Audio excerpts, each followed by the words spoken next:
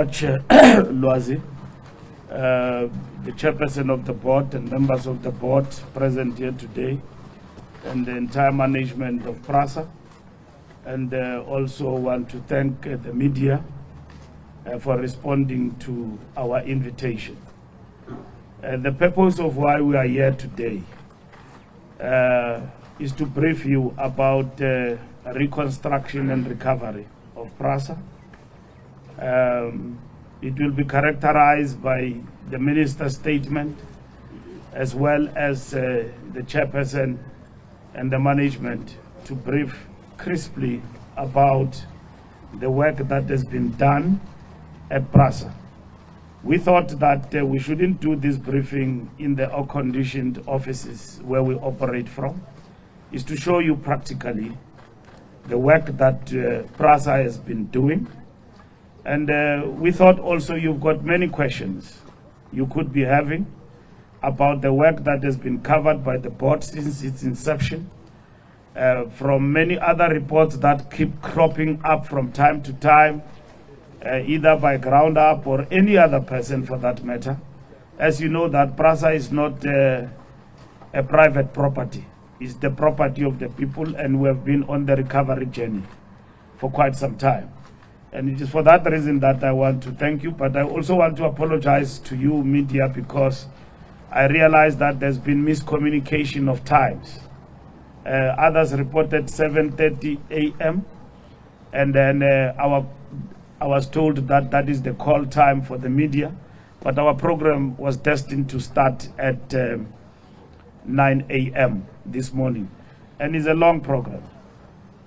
Where we start here, we go through all the corridors, we show you the work that we are doing, and when are these corridors, some of them going to recover, and we are going to end up at clip down.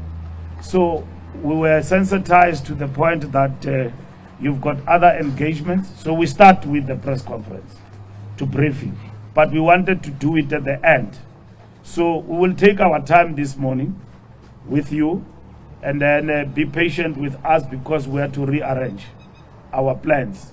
Because our plan was that we'll go through the overseeing process we will be undertaking up until clip down, and then at clip down we'll brief you. So what will happen is that we will brief you, you will join us in the process, but as and when you feel like leaving at any given point in time, the media people are here, you'll communicate with them so that we don't hold you back because of our own miscommunication. So for that, we want to apologize.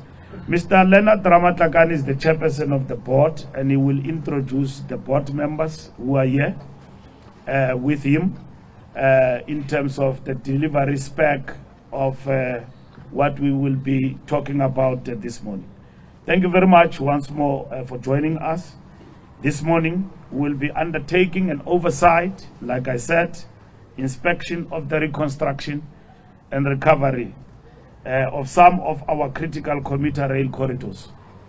This is in line with the commitment we have made to recover a number of our corridors which were shut down during level 5 COVID-19. The work we are doing is meant to deliver particular outcomes which must be understood in the context of the mandate of Prasa. The primary mandate of Prasa, as outlined in its founding legislation, is to provide rail commuter services in the public interest and to provide long haul passenger rail and bus services within the Republic. Similarly, Prasa has a secondary mandate to generate income from the exploitation of its assets. Since we came into office in 2019, we have been hard at work rebuilding critical capacity Prasa has lost and place it on sound footing to deliver on its mandate. When we terminated the interim board in 2019, we were under no illusion about magnitude of the task at hand. Our actions, which included the establishment of the war room and the appointment of an administrator, were always in good faith and intended to achieve a faster turnaround for Prasa. This is despite the court judgment that set aside the appointment of the administrator. We accepted the judgment and moved with speed to appoint a new board of control within the time frames laid down by the court. The shareholder compact we conducted with board shortly after the appointment was very specific on the turnaround of Prasa and its rehabilitation. The board continues with its work of providing overall leadership to the management of Prasa. The travel restrictions that were necessitated by the onset of COVID-19 pandemic worsened an already dire state of the rail agency. The unspeakable devastation of the theft and vandalism left the network bare and required of us to invest billions in its rehabilitation. Which part of that work is what we are going to showcase to you today.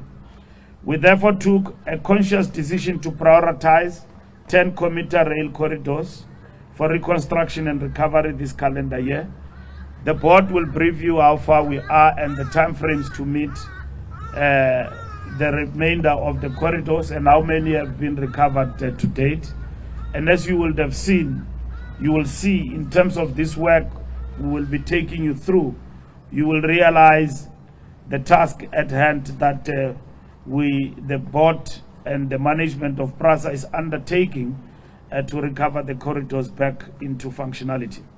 Today we are conducting this oversight on the reconstruction work intended to rehabilitate our infrastructure from pairway, overhead traction, electricity substations, signaling and train stations in these corridors. We will then build on this to implement our modernization program and deploy the new trains across all our corridors. Some of the trains have already been deployed. Some of you asked a question when we reached the 100 train last week, and then they asked a pertinent question, Minister, where will these trains operate? Because the infrastructure is ravished. I explained to you that some of the trains are already deployed, and some will be deployed as we recover the corridors. So we will showcase that to you, not from theory, but practically what is happening now in terms of the work we are doing at Prasa. The progress being made means that we are firmly on track towards the realization of our target to return service to 10 priority corridors, which were announced by the President at the State of the Nation. We have shut down the 3 strategic corridors, which this one, Pinar Sport, is one of them. The board will take you through that briefly, which are the corridors in the region of Gauteng only. We don't talk about KwaZulu-Natal, we don't talk about the Western Cape. We have been in the Western Cape. You have seen the work we're doing there in terms of the central line, removing people to land packages that have been identified. And also in KwaZulu-Natal, we are affected by the floods, but there is recovery work, massive recovery work that has been undertaken. In addition to the rollout of the comprehensive security plan with boots on the ground, equally that work is part of the work that you ask about. What happens to security? So as we recover the line, we introduce security, and at the same time, today there will be a passing out parade of some of the train security of Prasa. We have also brought in security in terms of insourcing. We are also bringing private companies in terms of security. The board can respond to that particular work. To protect this public investment, our collective capacity as government, civil society, and business must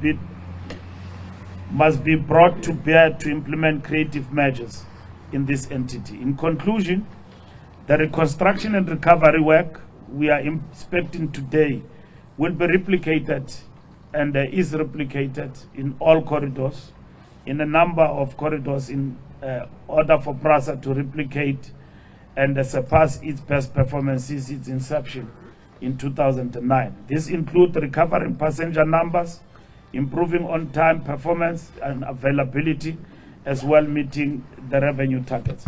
So I will pause there and give over to Mr. Leonard Ramatlakane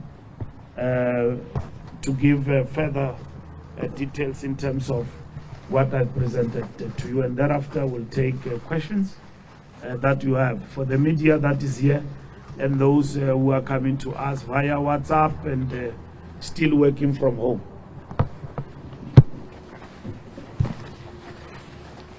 Thank you very much, Minister. Media, gentlemen, ladies and gentlemen, good morning.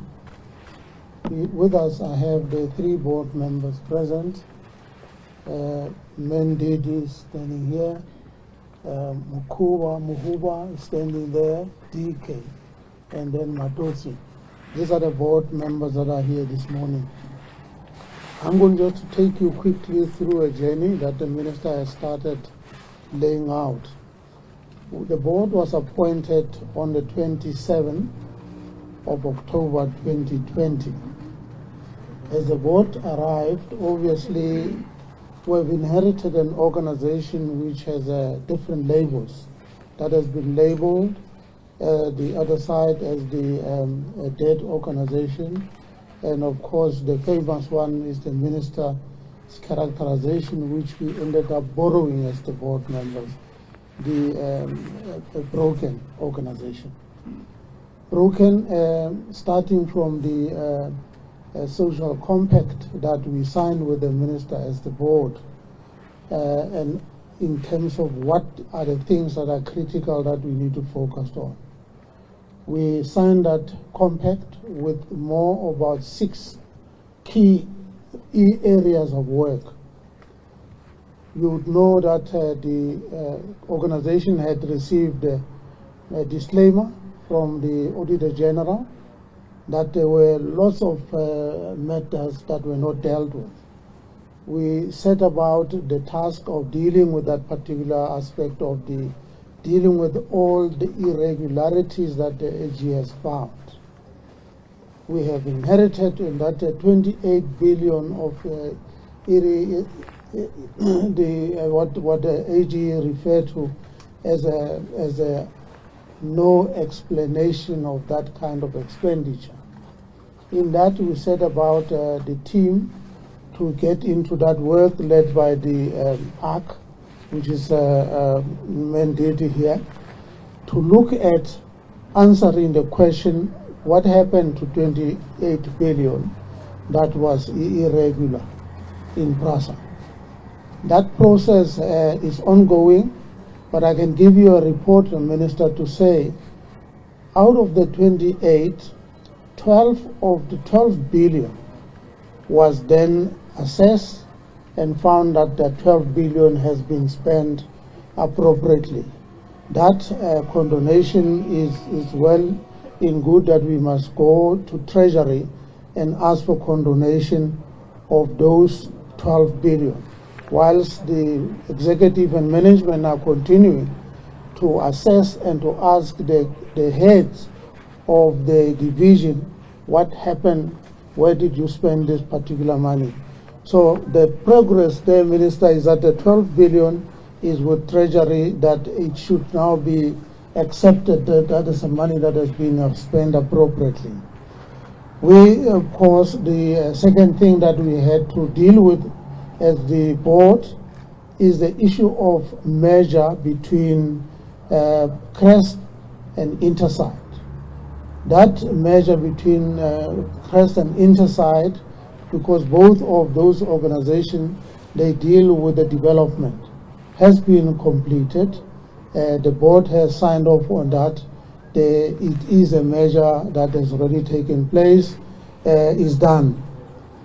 There was another matter that we needed to deal with in the compact, and that's a matter of divisionalization of autopacks. Autopacks is those buses that intercity buses that we had to deal with in terms of the divisionalization, given the history of that particular bus company in terms of money. Spending money is not making sufficient, so we have to consolidate. That divisionalization has been completed as well in terms of last year. It's finalized. It is now with the DOT as well as of course, the National Treasury in terms of what must then do, what must happen in terms of PMFA. The fourth issue, and I'll go into detail later about that, has been the issue of locomotives. Now the locomotives, you would remember them as they're called toll trains. So we had to finalize this particular aspect, Stettler locomotives. Now, as you know, and I'll summarize it this way, that the Shifambo was liquidated, the company that was there, or Alstom as well, not Alstom, but the other one that was actually a company between locomotives contract with Shifambo. That company was gone, liquidated. We had to start engaging and finding solution with a new company called Stettler, which is based in Spain.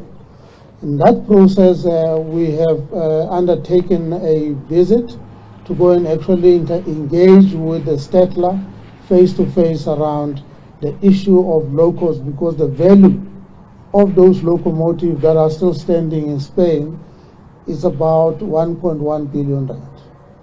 So we have engaged with them and said to them, we want the value of money that Prasa has paid. To complete that, the Prasa has paid 2.6 billion towards the locomotives. And 13 of those locomotives were in fact dispatched to South Africa. They arrived, and of course after they arriving, there was a court case that determined that those locos were tall, were not going to go through underneath the bridge in South Africa because they are too tall. The truth is, those locomotives are not tall not to go under the bridge. There's something else for another day. At the moment, there are 13 locomotives in South Africa as part of the Stettler resolution. 7 of them were auctioned. That's the auction before we arrived, and they only be able to raise 65 million. You can see from the auction, it was free for all. People just bought, and they bought with a cheap price of 7 locos at a price of 65 million rand. So that process was halted to try and find a proper way to deal with that particular, because otherwise it's throwing the money in on the fire. So at the moment where we are, there's 23 locomotives that are still standing at Spain, which we have gone and seen. And the process of that is now engaging with the liquidator, who is now owner of those locomotives, engaging with liquidators, that the liquidators, there's a tripartite agreement between the liquidator, Stettler and Prasa, to finalize this particular matter of the locomotives. And the finality, as we want to see it, we said to them, we want the locomotive to be back in South Africa in 6 months when we last met with them. However, the delay on that finalization of signing is that the agreement that has to be signed by this tripartite, it has to go to the High Court in Gauteng to be made a court order, or court order of court, that it can be done. The engagement with National Treasury around the issue of whether a deviation has been done, and the deviation, the National Treasury has given indication that the person or the body that is now have a competency around the deviation would be the board of Prasa. So we're in that process to finalize, because before the deviation has been signed, it's part of the tripartite agreement. It goes to the judge president of the South Gauteng. It breaks the order of court in order for it to be implemented, as we intended to implementing those 23 locomotives to come to South Africa, so that we are able to enjoy the benefit of the value that went into the purchasing of it. The fifth issue was the security that the minister mentioned already in terms of the insourcing, the 3,100 security to together with solving the other security dispute with the companies that were providing a security work body. That process at the moment is being consolidated into one dispute that are now being finalized in negotiations with the group CEO to be able to get out of. You would remember that there was also a judgment by the Judge Hoppe in the Cape Town, who said the security will work until he is satisfied that the plan that has been provided or put together by Prasa is sufficient to provide the security. I'm told that that process is ongoing. There has to be final negotiation next week in terms of that. So the 3,100 security personnel has been accepted. Those that have not met in criteria in terms of vetting have not made it, but the 3,000 security has been in fact contracted in, as we've already promised that we'll do that. So that they are busy on the rail, they are busy patrolling on a daily basis.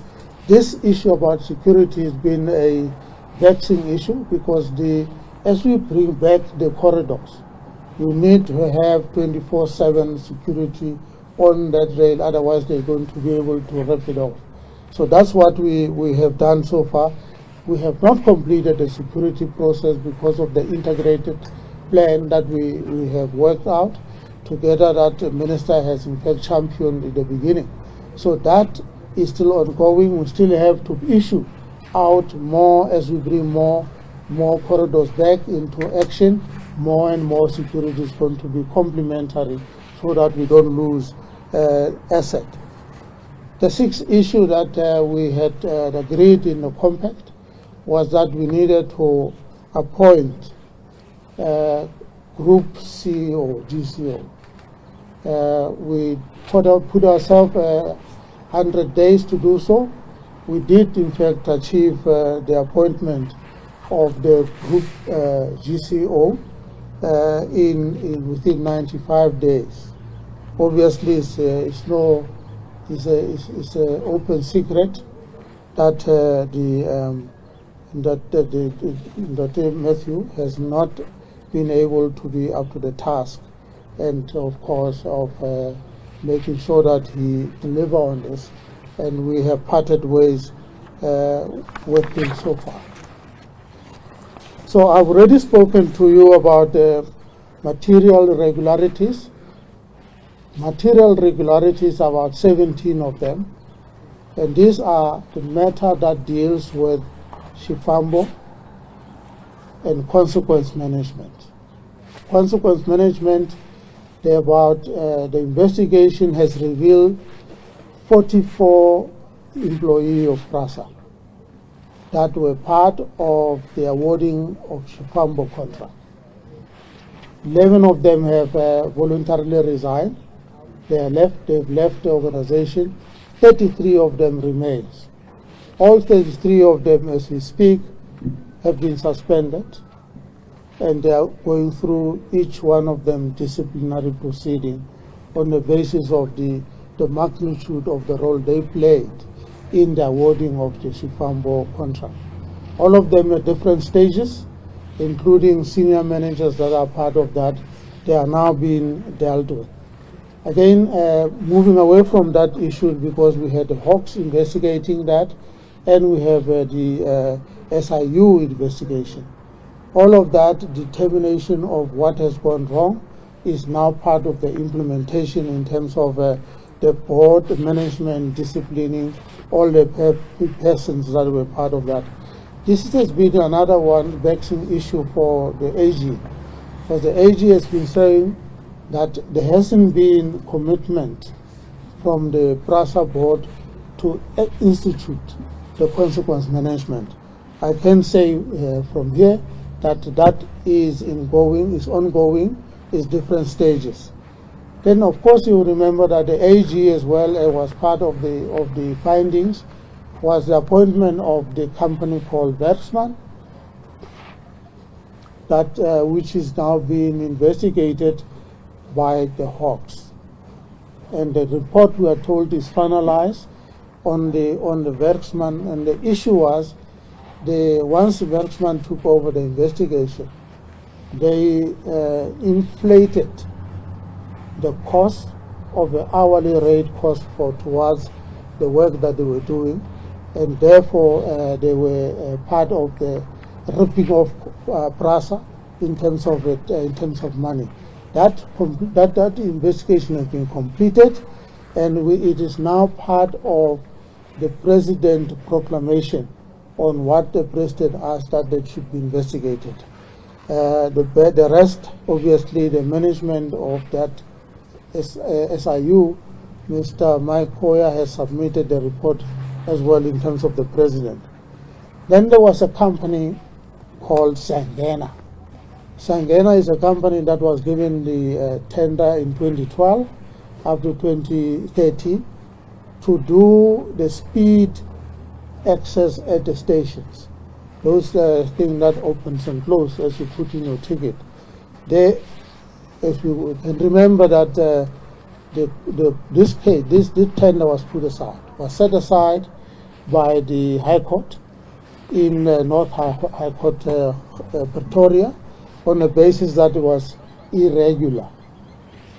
That matter is not complete. It's not been finalized yet because the Sangena as a company has appealed.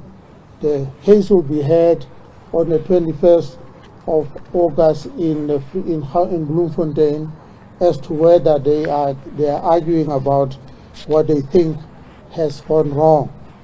But in the Sangena contract as well, there's been a number of officials that work for Prasa who presided over that particular tender. That members of executive of Prasa, I'll give you, although I am hesitant to do this, to give you the names of all of them, because they are still going through the process. But most of them, in terms of a guilty verdict, once a guilty verdict has been issued, then we will then tell you the names. But all of them are undergoing the DC now. I mean, the others have been dismissed already. Others are in court with Prasa around the question. Others are with CCMA. And the same goes to Shifambo. The officials that were there are now under DC. Even though the delay in the DC, because with the right of people, every time the DC happens, they send a letter, the doctor certificate of depression. And therefore you can't go ahead with people that are not there because they are depressed. But this is the board commitment. We'll have to get to the bottom of those that are found guilty, be found guilty, and gone are they. You would know that during the Zondo Commission, there were also Prasa officials that went to Zondo and said that they were the friend of the commission. I can tell you that the thing that they were talking about and they're running away from the case of Shifambo, because they presided on the committees that overseen that. Even though they said they did not preside over it, we have evidence, documented evidence, that all of them have presided, were sitting there in the committee to adjudicate this fraudulent contract that both Sangena as well as Shifambo. In the terms of Prasa work, they have been suspended, facing a DC, all of them. And there are about 6 or 7 of them that are key, senior in the expo at the expo level. Hold on.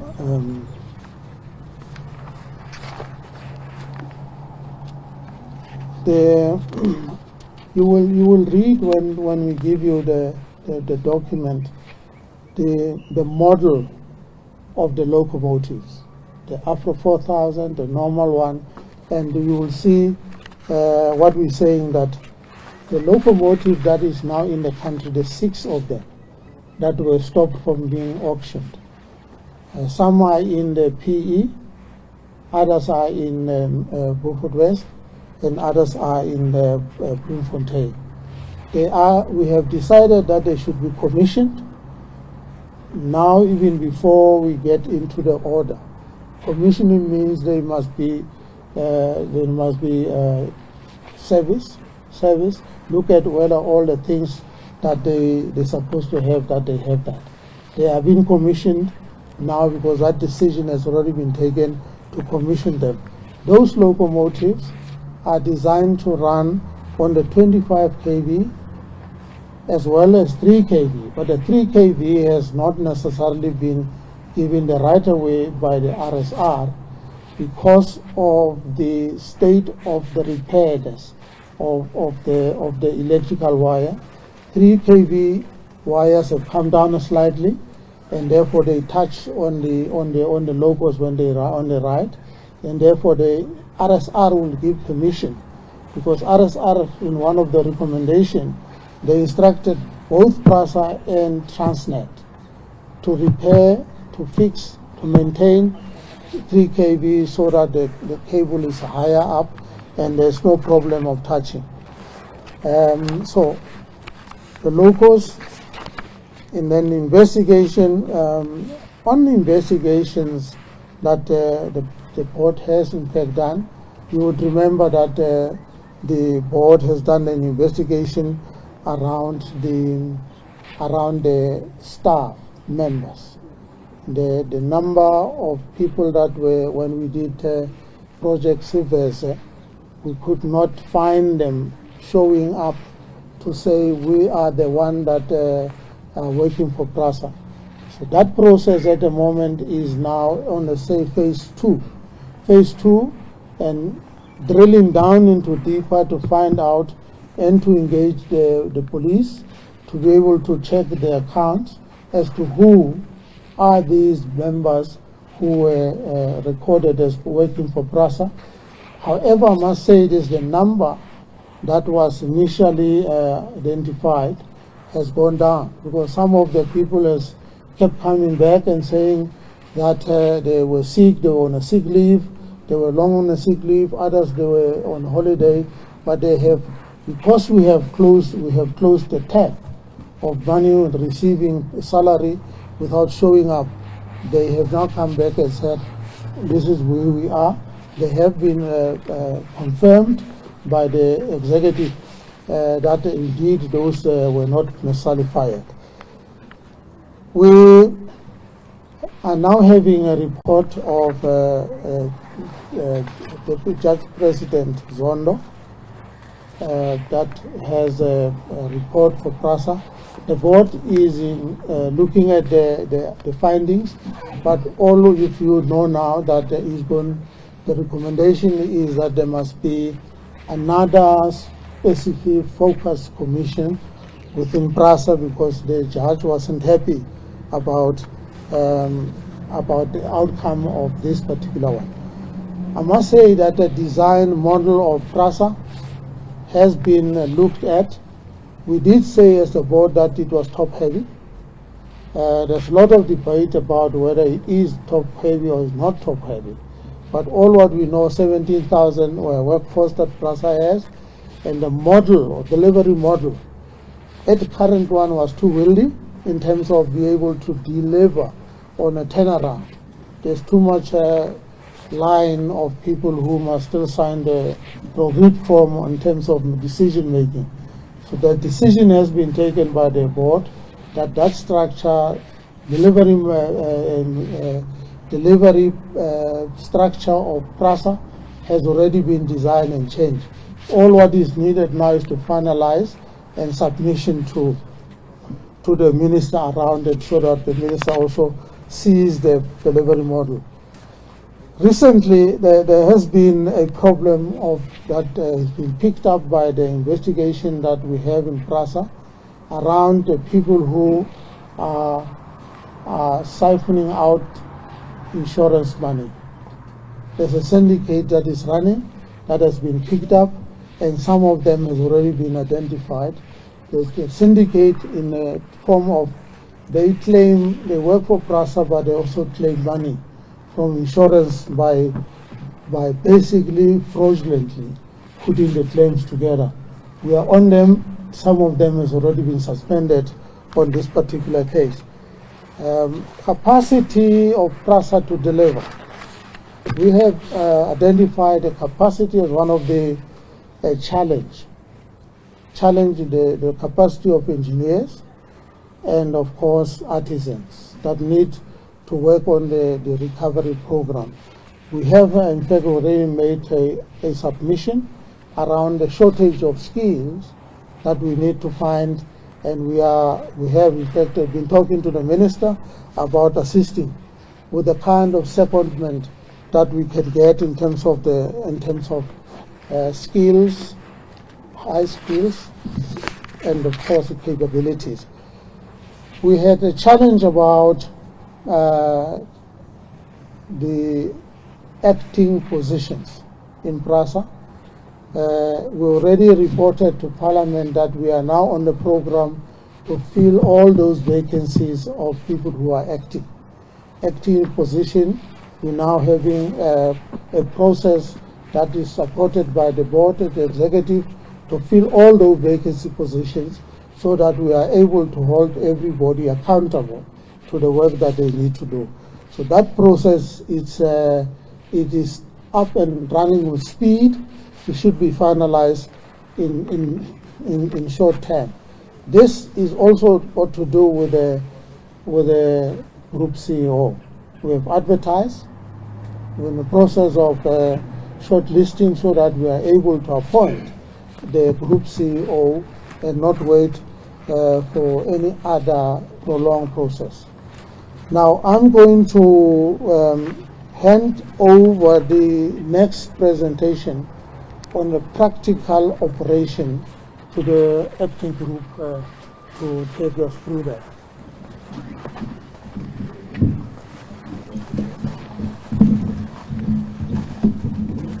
Thank you, Minister, and thank you, Chairperson of the Board, and to the media, to the officials of the department, and also Prasa. Maybe before I dive into the details of the technical recovery, I just want to add a few things around the cleanup that we're doing within the company. The Chair has spoken around the SIU secondment matters. Out of the 33, I'd like to report that 19 of those cases have been completed. And we still have got 6 cases in progress and 4 cases that are of a legal nature. So we can't get into DCs up until the legalities have been dealt with. On the proclamation side that the President made, the activities of the SIU led into referrals of DC matters, and 5 of those came to the management to deal with from a disciplinary point of view. And I can report that 4 of those individuals have been dismissed. They're out of the system, with 1 pending decision on that. Minister, you mentioned recovery on the corridors. We've got 40 corridors in essence within Prasa, without counting in the long distance corridors that we share with Transnet. Out of those, we've chosen 10, and basically the criteria of choosing the 10 was basically following where the majority of our commuters and patronage is coming from. I want to report on the 10 that 5 of those are currently running, 3 down in the Western Cape and 2 here, which is Salisville and Mabopane.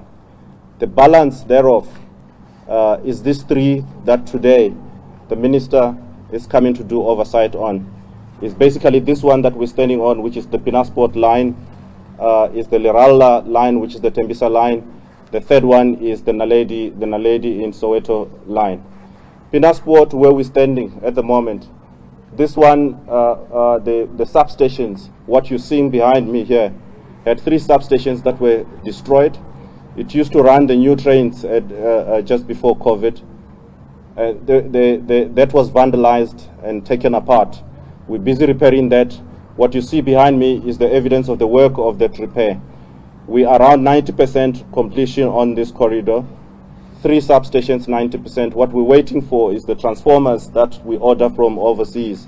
And that's where currently the delay is. And it's a common problem and a challenge across all the corridors because we get this from overseas. The overhead traction equipment, which is the OHTE and lines on the other side, if we get an opportunity, we'll go and show you what's happening on that. We are around 80% completion there as well. We're looking at getting this work for this corridor complete by the end of September.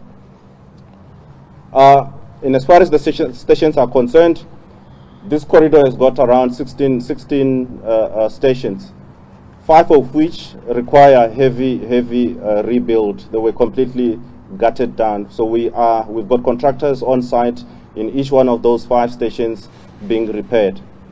If I go into the Leralla side, we're sitting around 40% completion on there. Minister, as we take you to that corridor, you're going to see the overhead equipment, traction equipment being repaired there. With the substations running a little bit behind on that, we're sitting around 40% on that one. But we're looking at October, Minister, on finishing that work on the Tembisa line. Naledi line as well, we're going to take you there, Minister, to go and see the work that we're doing on that one. The overhead traction equipment is sitting at around 70% on that one. Substation, again, we're waiting for traction transformers on that. That as well, we're targeting end of September to finish that work. That line, as it sits, it's got around 11 stations, 4 of which were gutted down, including Mayfair, Braamfontein, and Grosvenor.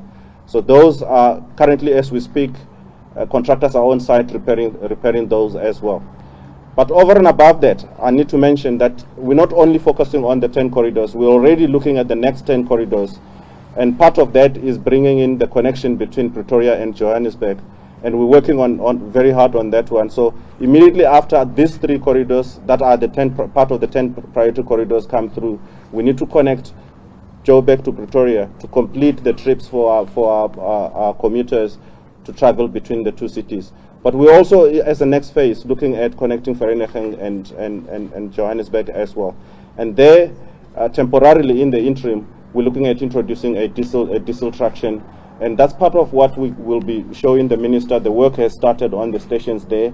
The work has started on the pairway, trying to get that ready for interim diesel traction while we work on recovering that from a technical point of view.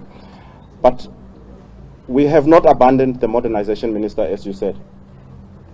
We currently are out in the market for modernizing our depots so that we can then maintain and repair our trains, more especially the new trains. So Volmaten, as we speak, the market in the industry has responded. We're looking at their proposals at the moment. And Volmaten serves Gauteng. I don't want to dig and dive into the other regions, as you said, Minister. That is part of what we can talk about in KZN and in Western Cape. We've also just recently gone out to the market as well, inviting industry to respond to Braamfontein as well, because we need to serve both the Gauteng North and Gauteng South in terms of repair. So we're waiting for their proposals on that one. So we're accelerating that part as well. I think I'll mention that security from an infrastructure point of view is going very well. The blueprint that we've taken to cover Mabopane, you can see it's yielding results. There's not been a single incident since we opened that line. And we're taking that blueprint across all the corridors that we're opening at the moment. But over and above that, we're also walling the critical infrastructure. So Volmaten needs to be walled. As we speak, the contractors are on site walling Braamfontein as well. And as much as it's going through modernization, it needs to be walled as well, because majority of our rolling stock, old in particular, is currently stabled at Braamfontein. Minister, I'd like to leave it there and wait for questions. Thank you.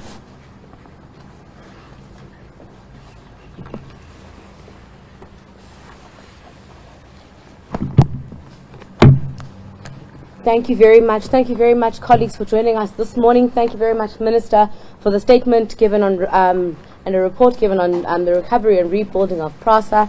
Thank you very much to the board chair, Mr. Leonard Ramatlakane, for the board's report, and thank you very much to the acting group CEO, Dr. David Mpelo, for an operational and technical report on work that is being done to rebuild and recover the passenger rail agency. I will now, colleagues, open up for a round of questions. How we will conduct the Q&A session is that we will have 3 questions per round. If you could kindly direct your question to either the Minister, the Board Chair, or the Acting Group CEO, so that they are able to jot them down and answer concisely and precisely.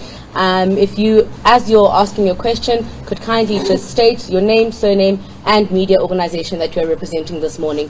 Thank you very much.